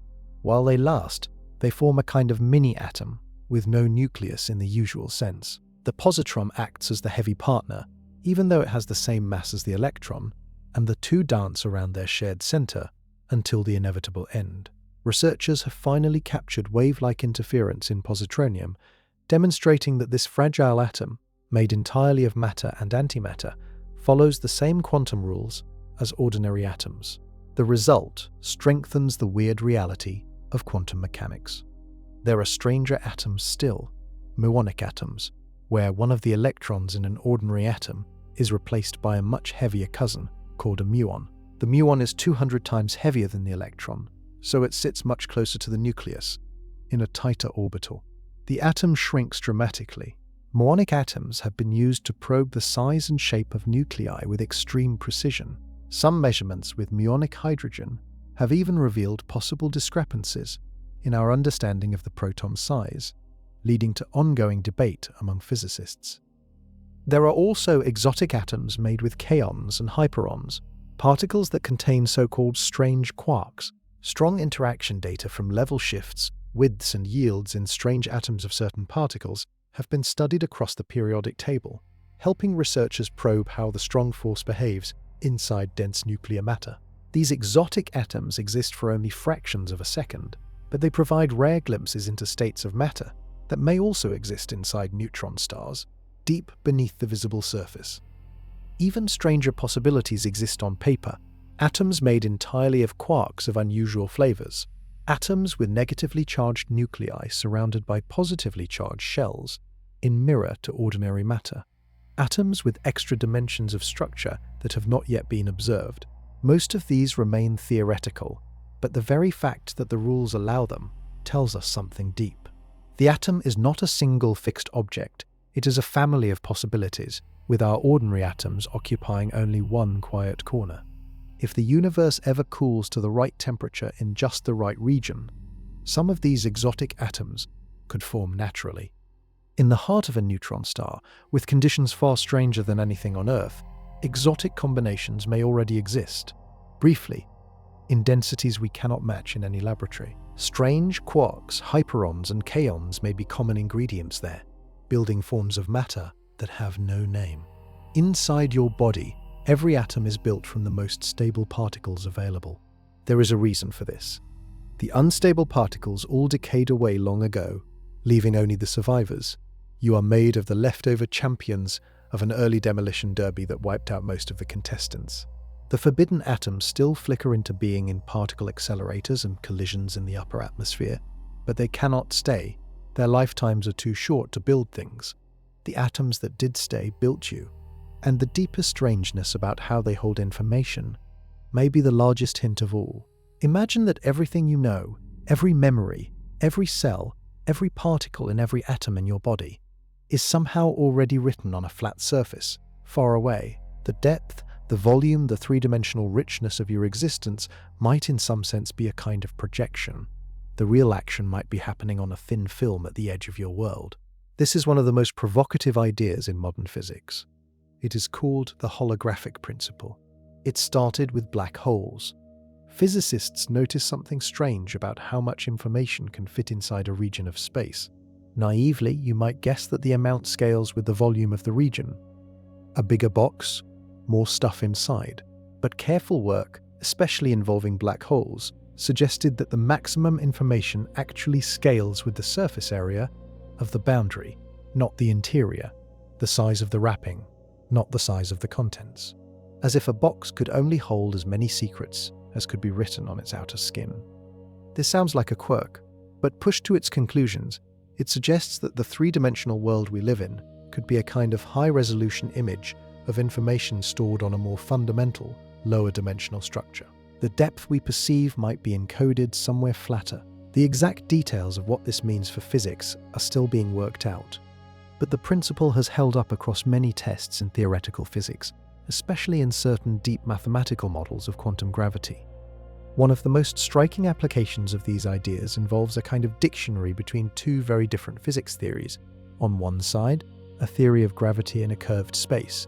On the other, a theory of particles in a lower dimensional space without gravity at all. The two theories appear to describe the same physics, just from different angles. This duality, sometimes called the AD/CFT correspondence, is one of the most powerful tools modern theorists have for studying quantum gravity, and it works precisely because of the holographic relationship between volume and boundary. What does this mean for the atom? It hints that even the empty space inside an atom may not be what it seems. The fundamental degrees of freedom, the basic units of information that describe the atom, may not live in the volume itself. They may be encoded somewhere else, projected into the appearance of three-dimensional reality. The atom would still behave the way we observe, but the deep blueprint behind its behavior might be written elsewhere. This is wild, and most of it remains speculative when applied to ordinary atoms.